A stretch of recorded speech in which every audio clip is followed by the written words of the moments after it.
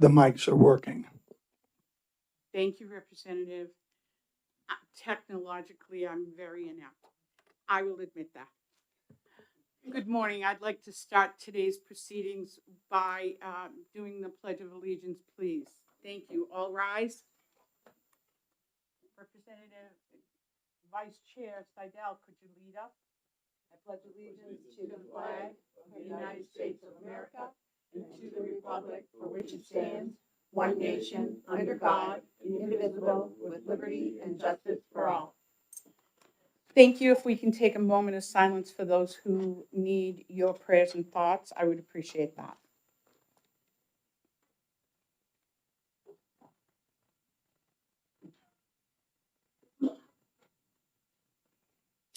Thank you.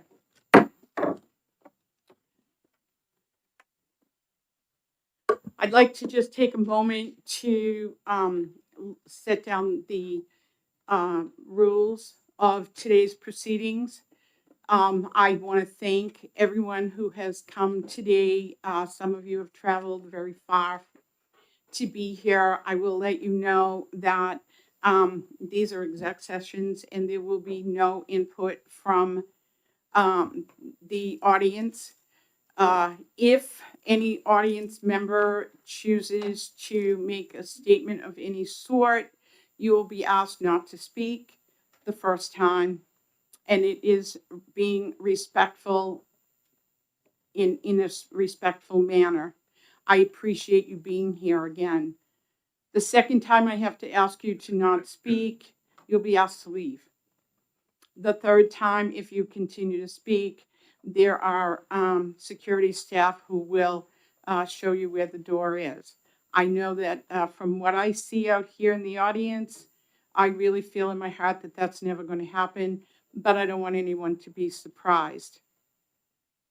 And with that, I would open the proceedings on House Bill 518.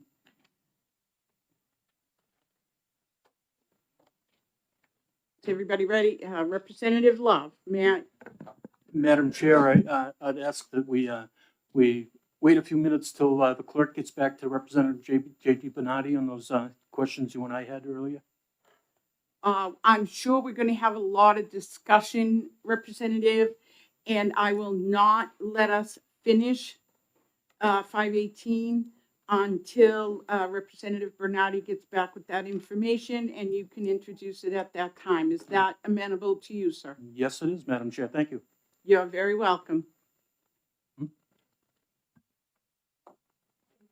We're going to wait for the secretary to get back. Take your time. Take your time. Don't rush. Don't rush. Thank you.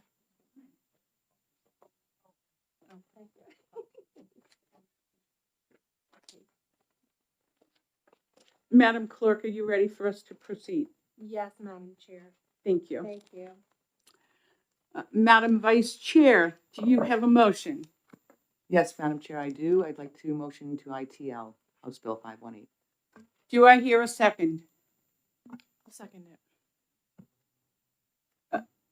Madam Vice Chair Seidel motioned ITL. Madam Representative Raymond has seconded. We will move forward with discussion on the motion. Do I see anybody who would like to? Representative Love. Thank you, Madam Chair. For the rest of the members, the chair and I had a short discussion about this, whether if we ITL, it can be used as an amendment, or if we refer it for future legislation. It seems like nobody's really sure. That's why Representative Bonatti called the clerk. But anyway, my position on this is DCYF is a mess. You know, we've got dead kids, we've got abused kids, we've got molested kids. The list goes on and on and on. The fact of the matter is DCYF originally was intended to be a social services agency. And somehow they've morphed into the law enforcement arm of the family courts.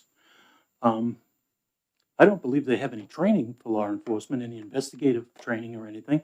But you know, they're social workers, okay? And it's become the mess that it is. So over the years, it's nothing we did, you know, any of us, I think, but, you know, over the last 25 years or so, this has become a real circus. You know, when I talk to my constituents, they're afraid of DCYF. And that, ladies and gentlemen, is the very definition of tyranny, when people are afraid of the government. Um, the mess that it is, I'd like to know, are they understaffed? Are they undertrained? Let's find out, do we have too much administration? Let's find out. You know, let's do a fact-finding mission. It's not pointing the finger at anybody. Nobody's going to jail over it. But let's find out what's going on. You know, that's the basis of this thing. And you know, it could be just like I said, the you know, lack of training, lack of manpower, and it could be corruption. Okay, let's make sure that isn't happening. That's why I'm voting no on the ITL. This is something that we need. We owe it to our constituents. We owe it to the children and families of the state. Okay, DCYF is a mess. Let's fix it. Thank you. Thank you for your comments. I don't see that the paperwork that you discussed is back yet. So I would like to take until 10:15 to recess to see if that gives the time, unless anybody else wants to speak.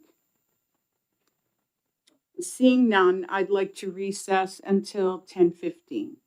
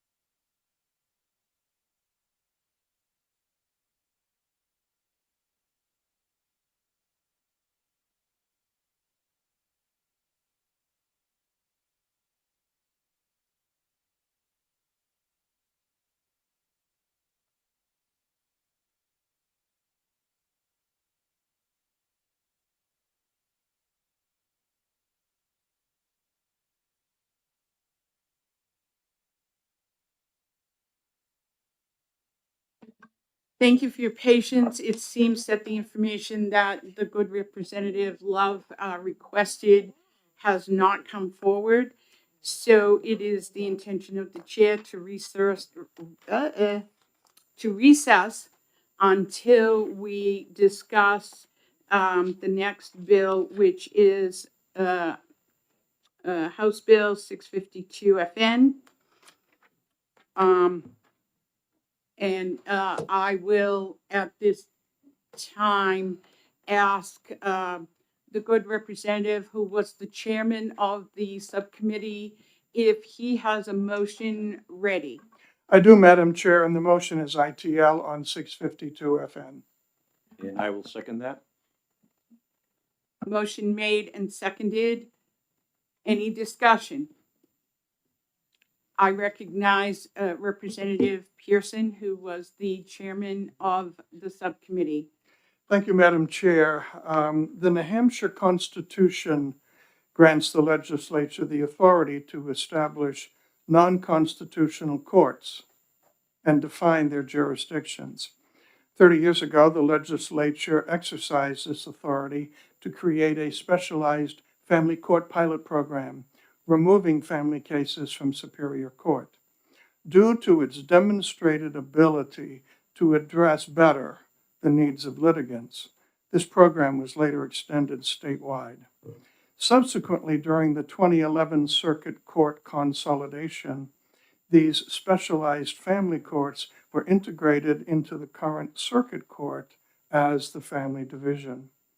The Family Division was entrusted with jurisdiction over a wide range of family-related matters, including marriage dissolution, parenting actions, child support, domestic violence petitions, guardianship of minors, termination of parental rights, abuse neglect cases, juvenile delinquency, and child in need of services cases. Today, the Family Division operates in 32 locations across the state and handles over 18,000 cases annually. Nearly 75% of the states across the political and ideological spectrum have implemented some form of specialized family court, with this trend continuing to grow as more states recognize the benefit of such systems. The proposed bill, however, seeks to reverse this progress by transferring the Family Division's jurisdiction back to the Superior Court. This shift would undermine the specialized expertise of the Family Division and fail to address the concerns raised by this body and the public. In the last legislative term, the Speaker established a special committee on the Family Division of the Circuit Court to examine common criticisms of the Family Division. This committee conducted extensive research and heard 12 hours of public testimony. Although the special committee's 2-year term has concluded, its work continues through a subcommittee of this Children and Family Law Committee. This subcommittee remains focused on even further improving the Family Division and collaborating with the judiciary to enhance access to its specialized services. Significant progress has already been made through this collaboration. For instance, the Family Division has committed to developing simplified forms and instructional materials to assist pro se litigants in navigating their cases more effectively. Additionally, the division has expanded access to mediation services, empowering litigants to have a greater control over case outcomes. The Family Division continues to refine its practices, rules, and procedures to address the concerns of this body and the public. Abolishing the Family Division and relocating its cases to the Superior Court would not resolve the issues raised. On the contrary, such a move would actually be counterproductive. Concerns stemming from negative case outcomes in the Family Division are appropriately addressed through the existing appeals process, which allows for review of Family Division determinations. Furthermore, transferring 18,000 cases annually to the Superior Court would overwhelm its dockets, which are not equipped to handle such a significant increase. This would result in even longer delays for all cases before the Superior Court and force litigants to present family-related matters to judges lacking specialized expertise that many family division judges have. Ultimately, this would lead to poorer outcomes for family cases and slower proceedings overall. For these reasons, this bill should be deemed inexpedient to legislate. Instead, the subcommittee should continue its efforts to enhance the family division, ensuring it evolves to meet the needs of the public and the litigants it serves. Thank you, Madam Chair. You're welcome, Representative. Any further discussion? Representative Love. Thank you, Madam Chair. I'm going to be voting against the ITL. I'd rather see an interim study because, as we discussed, the phone call was made to Paul Smith, the clerk. And if we ITL this or any bill, it cannot be used as an amendment. Okay. I'd rather have it, if it needs a little work, probably does. We can do that work. As far as my opinions on the family court, one of the biggies, okay, is I believe it's Rule 1B. We can just trash the rules anytime we want. That's called a clown court. Okay, in no uncertain terms. If nobody has to pay attention to any rules, it's a circus, and that's what our family court is morphed into, I believe. If you go about your district and talk to people that have had to go into family court, and there's no rhyme, no reason. Representative Pearson talked about we allowed an unconstitutional court. Do we have the right to do that? Do we have the right to allow the courts to make their own rules? Should we?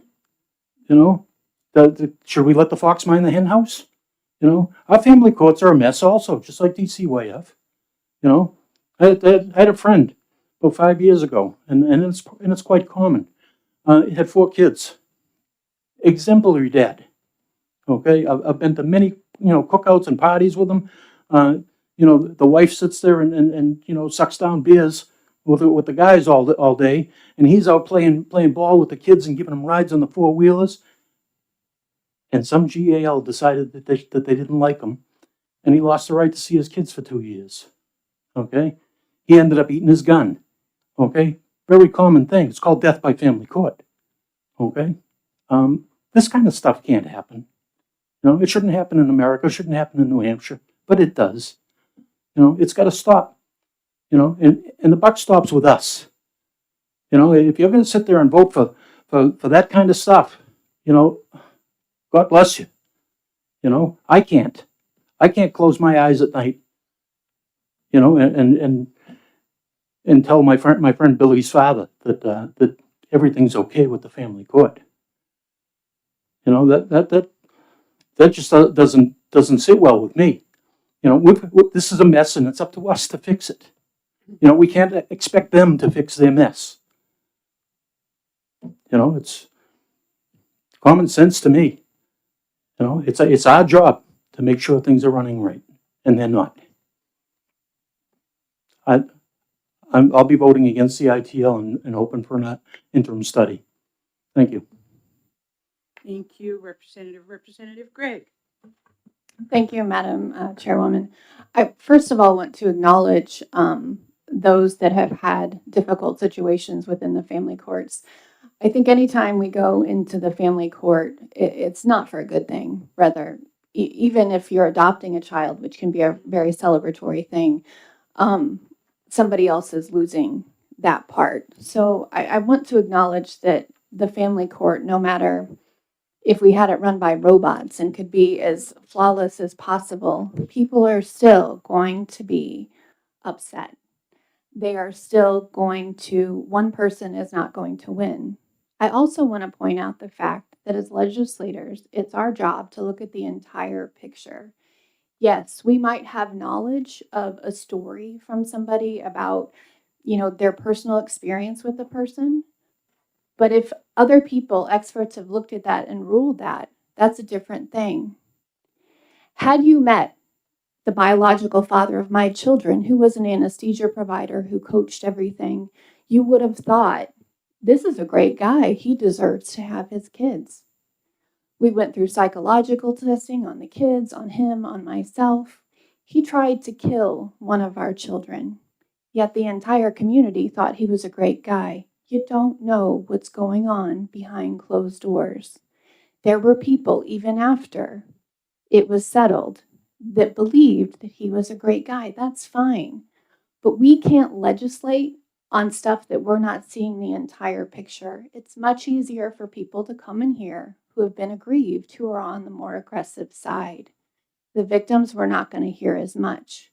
Now, all of that being said, has the family court ever messed up? Most likely. I will say most likely. I believe almost all states have a family court. But when something isn't working properly, the idea is not to abolish it. I wish that we had a designated family court where we didn't have one court where everybody went to, where it was just one judge in the different areas, many judges, handling just that family court so that they could understand what domestic violence looks like more, so they could understand what coercion looks like. There's a lot of ways that we could fix this.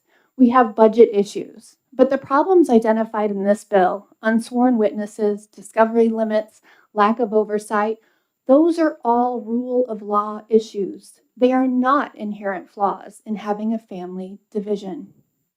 That is something very different. And yes, there is a division between the legislative branch and the judicial branch. Family courts can work. Is everybody going to be happy? No, there's always going to be one person that's not happy in that situation. They didn't get into a marriage or have kids intending that they were going to have to share them or they were going to have a divorce. I don't think anybody enters like that. It is a complicated situation, but you don't take complicated situations and just abolish the one thing that's trying to work on them. So I will support the ITL. I do support Representative Pearson's statement. And I do think that we have areas that we can work on in the family court. Thank you.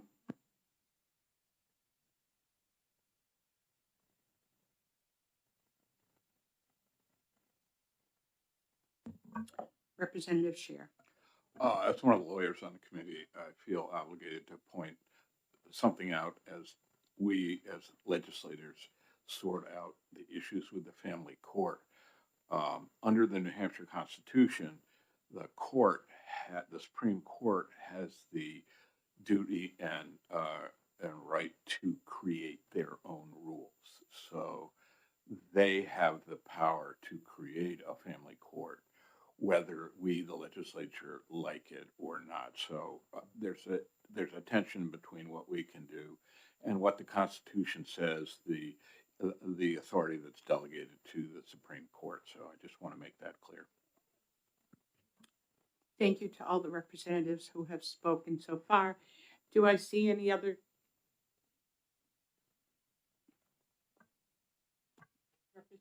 Representative Corzine. Thank you, Madam Chair. Up in Coos County, where I'm from, I've talked to a lot of people, and without a doubt, the biggest problem is the family courts up there, DCYF up there. I have looked into both of these bills, and a lot of the things I'm hearing from my constituents are about the family court system and not being heard fully or not being able to put in certain evidence that you would be able to put in a regular court case. There's allegations of systemic bias, lack of due process, lack of oversight, a higher incidence of family harm and escalation of conflict. I looked into the mediation part of this bill in creating the family mediation. There are better there are better outcomes in mediation versus family court. And I think a lot of that has to do with both people, both sides feeling like they have a say, and there's things that they will prevail on, and there's things that they might have to give up on.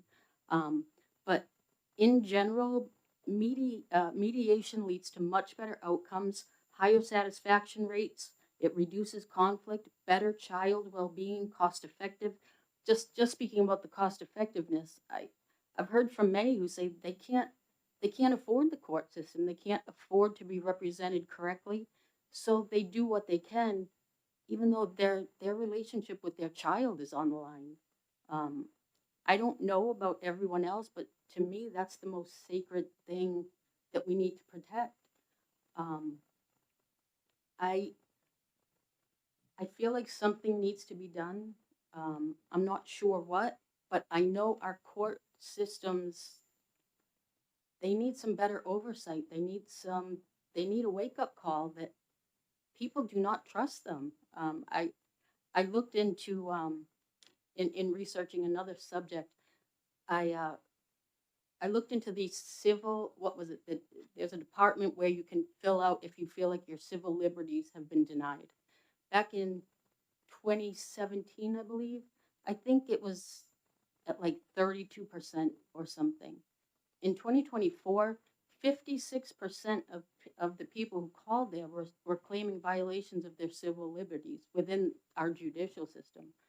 To me, that says there's a huge problem. We got to fix this lack of trust. And I don't know if this bill is the way to do it or not, but people don't trust our judicial system. Thank you. Thank you, Representative. Are there any more comments from any representative who has not spoken to this point?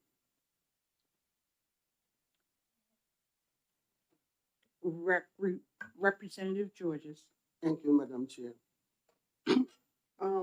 I believe in a system of restorative, to restore, fix it. I think so even our human being, ourselves, when we are sick, that's the reason we go to the doctor, because to fix it. If the house, I think so, I've been in a house that was built, I think so, long, 17 or 18 or 19, but we try to fix it and to restore. I'm a victim for that code, I can say, but this is we can, if we do like abolish ourselves too, we fail. That means we don't know how to work, how to do something, how to fix it something. Because if we are here to fix it, to restore, the place that the system that we say is a failure, we can fix it. Where is they don't do it. What they done is bad. We need to go to all those things and then make sure what we want. Even the community, they have a right to, yes, to say we don't like it, but what we want. I think so. This is something for all of us, because we can say today is over. We put the judge for the system of mediation, and then now it's not going to work. People are going to start complaining. Let's try first to fix it. Where is bad? Where the house is leaking? There is a leaking inside the house. We need to fix it first, that place, to stop what is bad and to make something what is good.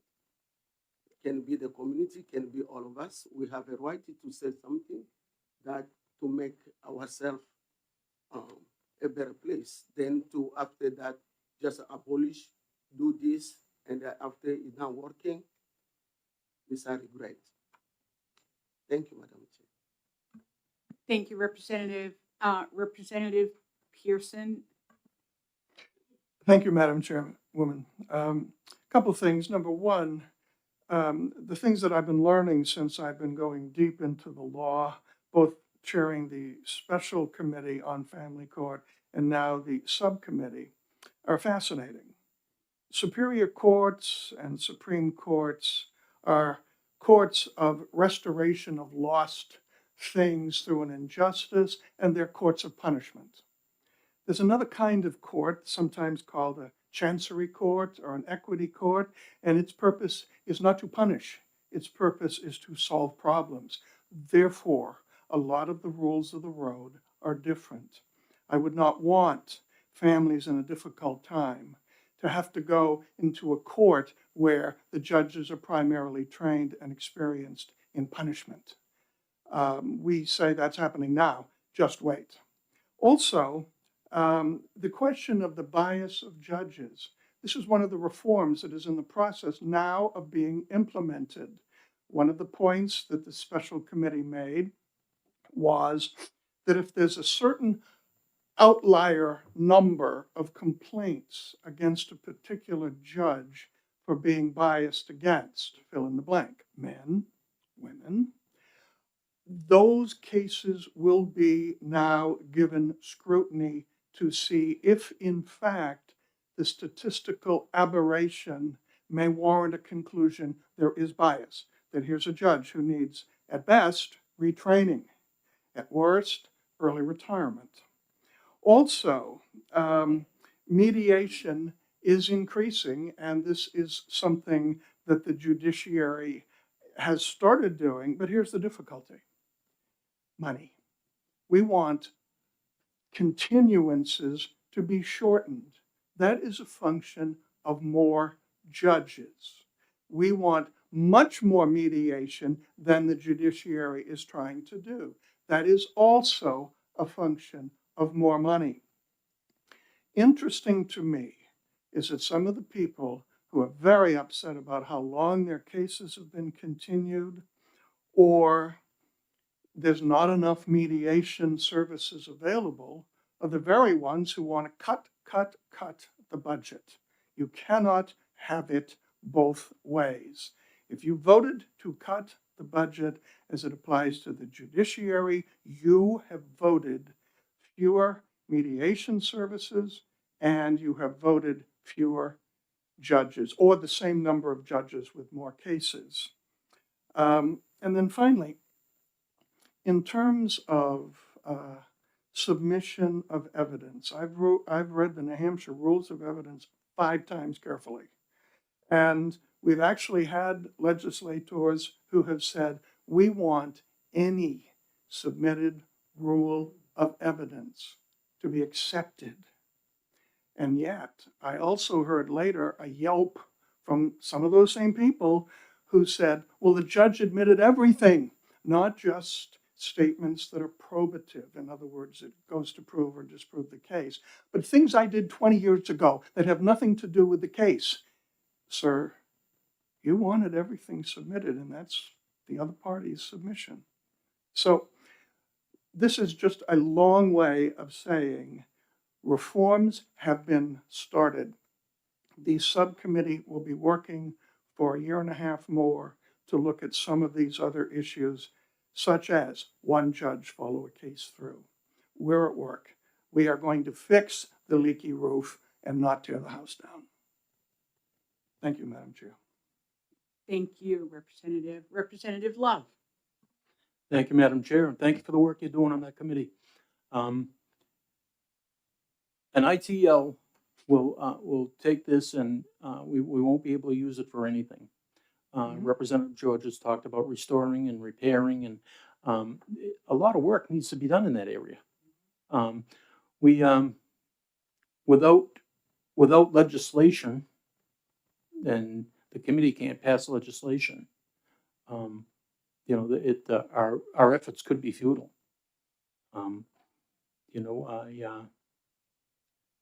I realized that it was a long time ago when we gave up rulemaking authority to the judiciary, 1966, I believe. I don't think any of us were here then, so I won't try to assign blame to anybody for that.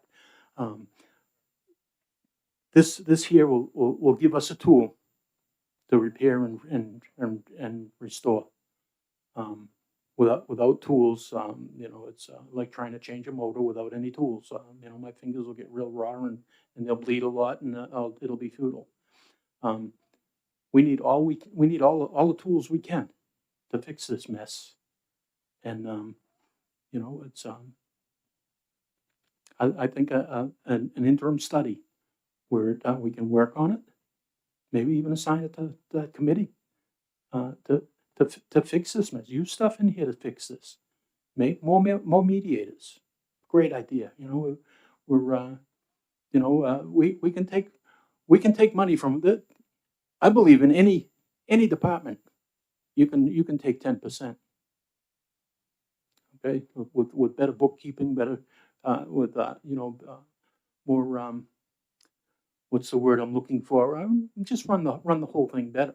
There's a lot of waste in whether it's private industry or government, and we can find that money. You know, we wouldn't need as many judges if we had mediators that could get the job done.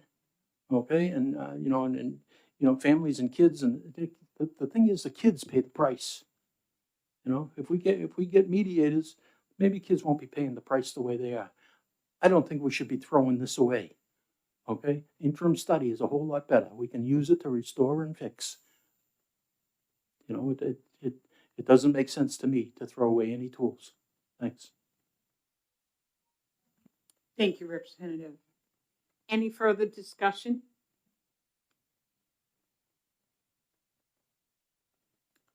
Seeing none.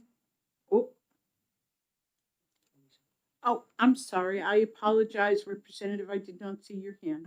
Sorry, Representative Madam Gregg. Chairwoman, I was debating, because we've already been long-winded on this, but I just wanted to point out, we don't have to have this piece of legislation that I find completely problematic with how it solves the problem to still work on the problem.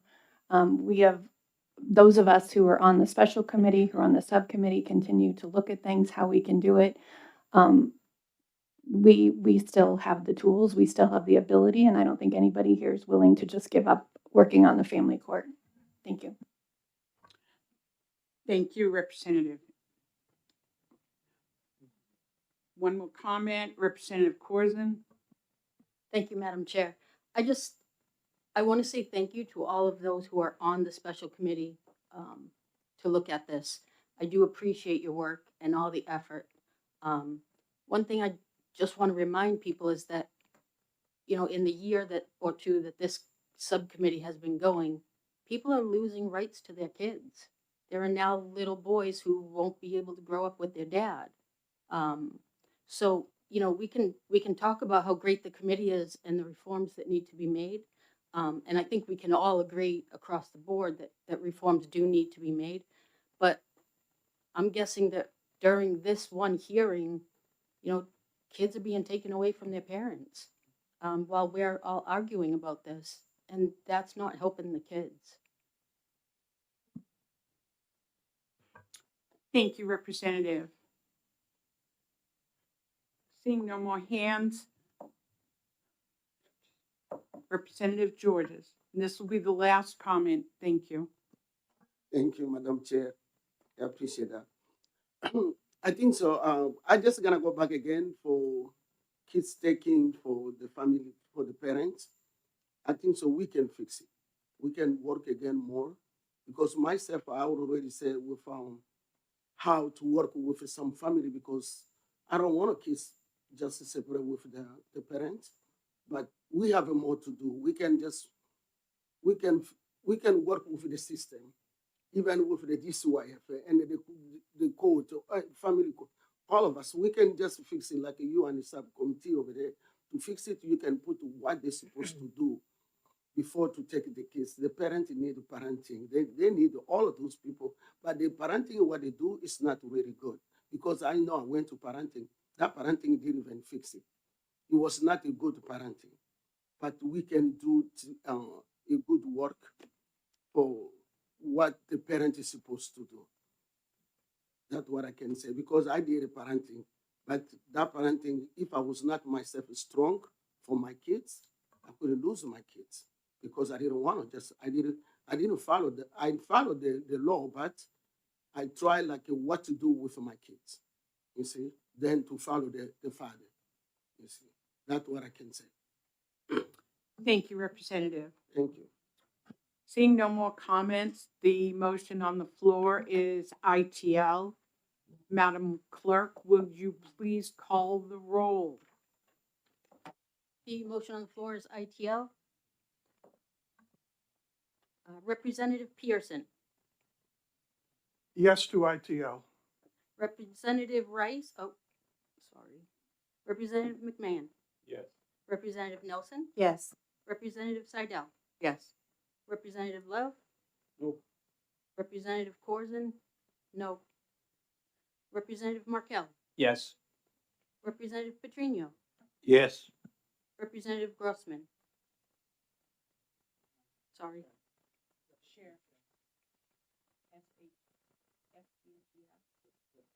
Oh, sorry. Representative Scher, Yes. Representative Levesque, Yes. Representative Gregg, Yes. Representative Raymond, Yes. Yes. Representative Georges, Yes. and Representative Malone.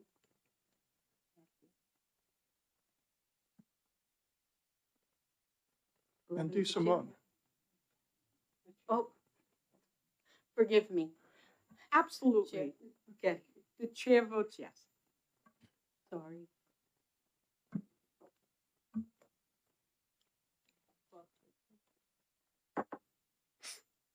On the motion of ITL, the vote is 12-2. The motion passes.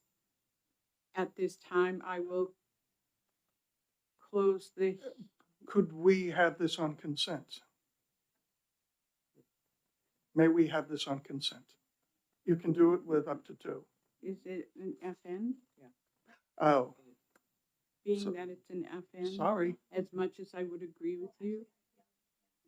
Yes, you can. So does anybody have any objection to it being put on consent? Representative Love objects. It will go on the regular Regular calendar. calendar. Thank you very much. At this time, I will close the hearing. On 6:52. Minority report. Yes. Is there anybody going to do the minority report? Representative Love, Representative Corson, are you going to do a report? Representative Love will send this down to Representative Love. Can you send that over to Representative Pearson?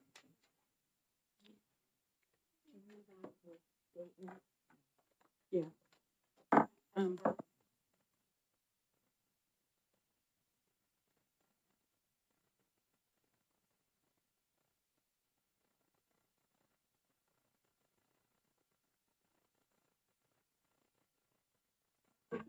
I'd like at this time to give the clerk a few minutes to get her paperwork together, and then we will continue and reopen the hearing on 5/18. Thank you.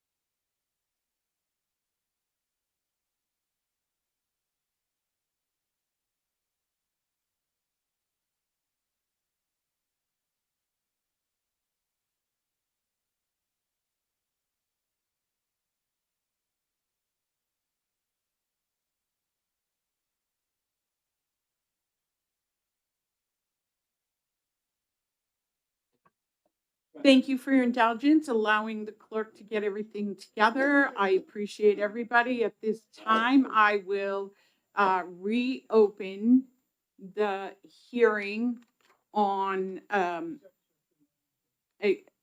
of the exec session on House Bill 518 FN and ask the committee if I hear a motion.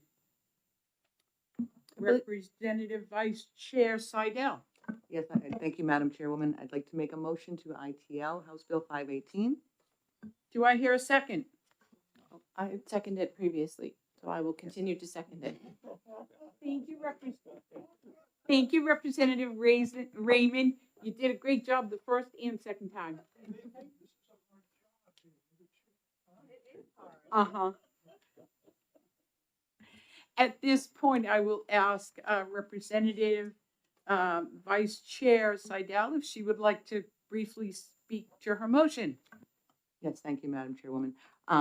Pretty brief. It's something that I feel is very redundant, where DCYF already provides, through their Budget and Finance Office, they already provide to DHHS, which is their oversight, and DHHS is already reporting to the legislature, the state legislature, on the costs that they're incurring and such. So it just feels like it is a redundant bill. Thank you, Representative. Any further discussion?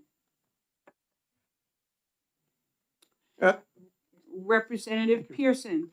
I chair DHHS Oversight Committee for the last 5 years.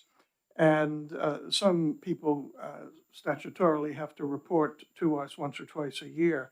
Other subdivisions of DHHS will report to us when we ask for things. There is a DCYF Oversight Committee in itself, but my DHHS Oversight Committee can also ask for reports when they're needed. And in the couple of occasions we've done that over the years, they've always been forthcoming.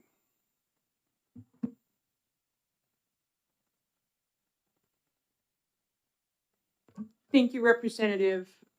Before I call on Representative Love, I did see your hand, sir, but I would like to make a statement.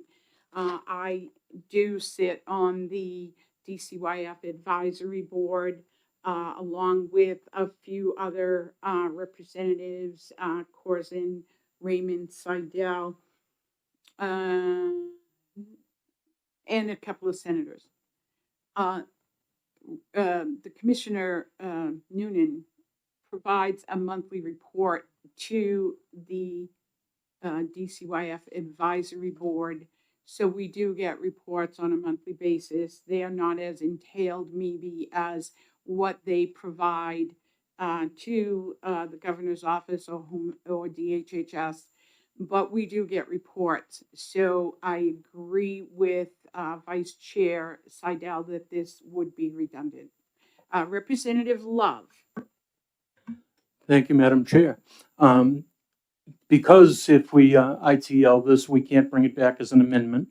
And because I'm not so sure who asks the questions in those audits, what's left out, what's put in. If we pass this, we'll get to make those choices. I think we owe it not only to the children and families, we owe it to all our constituents because they're paying the bill. And if things are inside out and upside down, which I'd say in DCYF is pretty much the case, we need to find out why. And only we can ask the questions we need to ask. I think maybe a lot of them are being left out. Let's have this in the toolbox. I'd much rather an interim study. Thank you. Thank you, Representative. Any further discussion? Seeing no other first-time hands, Representative Pearson. I have a question for the members of the advisory board. Has there ever been an occasion when you said, gee, we'd like a line item on such and such that they've refused to? I have been on the DCYF advisory board for quite a few terms, and Nothing I have ever asked of the commissioner has ever been refused. I have always had a response in a timely manner. Thank you, Representative. Do any other members of the board want to speak? Before I take the next question, Representative Raymond, I'm changing your name now, and I apologize, because I think you like your name. Representative Corson, do you have any further comments? I've only been on that board since January, but I have to say they have bent over backwards to work with us. So I would trust that if we were to ask for something, that they would come through. Representative Raymond. Thank you, Madam Chairwoman. I would also like to point out that that board is not just elected officials. There are also a number of other people who are appointed by the governor, including parents who have had experience in the DCYF or DJJS system, and a youth who has aged out of the system. So people who have a lot of firsthand experience, as well as community partners who work in that sphere. The questions that come up are not just from one perspective. They come from a variety of walks of life, and I think it's really helpful. Thank you, I agree. Representative Scher.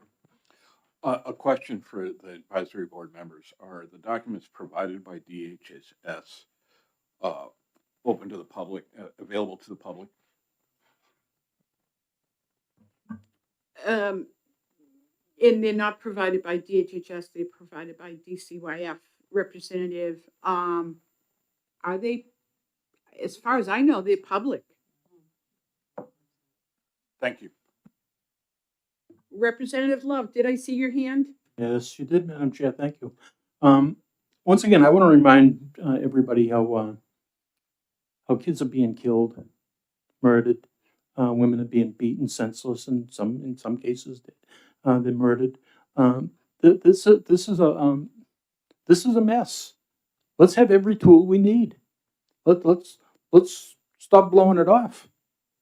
You know, that they might be very amiable to some questions, but I'll bet I could make them mad. You know, I bet you I could get them defensive. Okay, and I want to know what's going on. Do we have enough? Do we have enough investigators? Are we administration heavy? Let's find all this stuff out. I think they are overworked, some of them. You know, but when you have the things going on, and you know, kids getting killed, and DCYF is involved, and nothing's being done, I got a real problem with that. Let's find out. Let's do something different, because what we're doing is broken. Let's do something different. Thanks. You're welcome, and thank you. Any further comments or questions? Representative Georges. Thank you, Madam Chair. I just, for my colleague, I think so, your concern, we all of us can have your concern, but it's better, like we say, when you find something, how we can bring it in front of all of us to say, this is what I found out for the DCYF, or those kids did. Like I can say, like the young man who came for the money, that's what they always give. He have all those proof, and the people can support. Maybe we don't know, but you know better what is going on. It's better to put that out like transparent for everybody to understand. This is the problem, this is the problem, this is the problem, and how we can go with those problems. Thank you. You're welcome, and thank you. Any further questions or comments? Representative Love? I'd like to add to it. You know, in the Harmony Montgomery case, the DCYF investigator emailed it to Manchester Police and more or less said, "Oh no, everything's cool here. No marks on the kids. Everything's okay. They were living in a car in February. You know, dad and stepmom are shooting dope in the front seat. Everything's cool here, though. Okay, number one, who hired this clown? Because he had been fired twice. Okay, that's something I'd like to know in an audit. Their hiring practices. Okay, how many Montgomery's dead because of that? We can't continue to let this go, just get swept under the rug. We got to step up to the plate. Children and families in New Hampshire are depending on us to do that. And to just throw this away is just asking for more of it. Thanks. You're welcome and thank you. Anything further?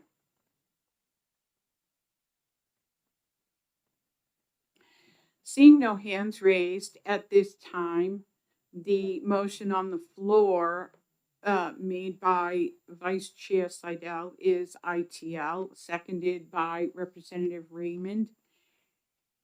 I will now ask the clerk to call the roll. Representative Pearson, Yes. Representative McMahon, Yes. Representative Nelson. Yes. Vice Chair Seidel, Yes. Representative Lowe, No. Representative Corzine, yes. Representative Markel, Yes. Representative Petrino, Yes. Representative Scher, Yes. Representative Levesque, yes. Representative Gregg, Yes. Representative Raymond, Yes. Representative Georges, Yes. and Chair DeSimone. Thank you, Madam Clerk. Yes.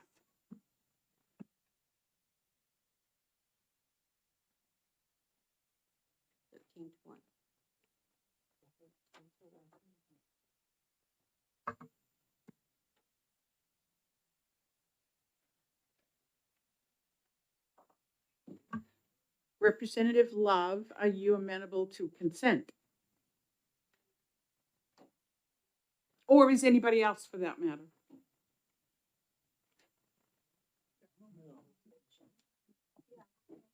Everybody else is amenable to consent, but Representative Love is no. So it will not be on consent. Thank you, Representative. Thank you for the education, sir. That's not the first time you've done that, has it?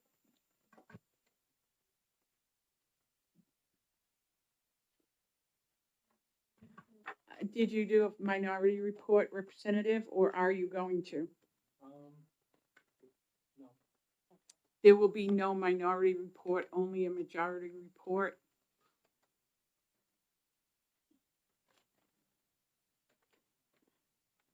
Anything further on House Bill 518 FN? In that case, I will close the hearing on House Bill 518.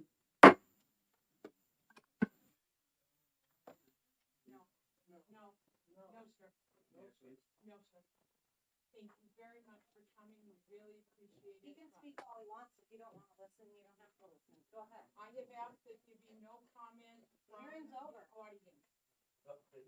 So if the This hearing is is just a over, public then venue now. there's no hearing going on. Madam, you have not been recognized. The hearing is over. You closed the hearing. This is just an empty room now. I would like to make announcement that you've made a grave mistake.